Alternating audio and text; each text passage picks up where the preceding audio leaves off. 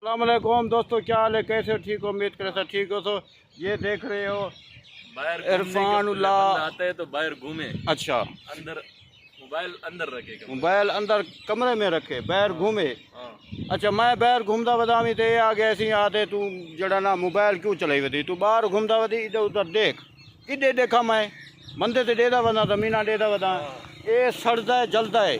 ये आते भाई व्लॉग क्यों बने लगते यूट्यूब चैनल इधर क्यों है? नमूना सड़ने वाला है। ये खुद को कह रहे नमूना सड़ने वाला। ये देखो, ये है हमारा सवात दीर, कितना खूबसूरत इलाका।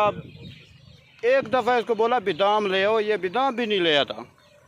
ये इंतहाई कंजूस मक्की चूस ये है। बस मोबाइल रखो, मोबाइल रखो, घूमो फिरो।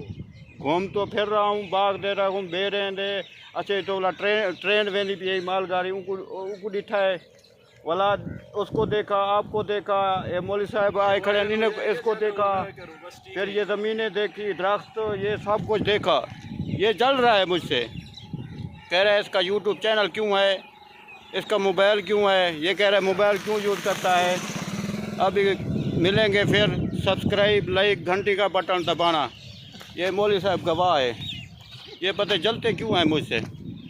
बाय बाय, अभी व्लॉग ये है कि चलने वाला। अल्लाह हाफिज़, मिलते हैं फिर नेक्स्ट वीडियो पे।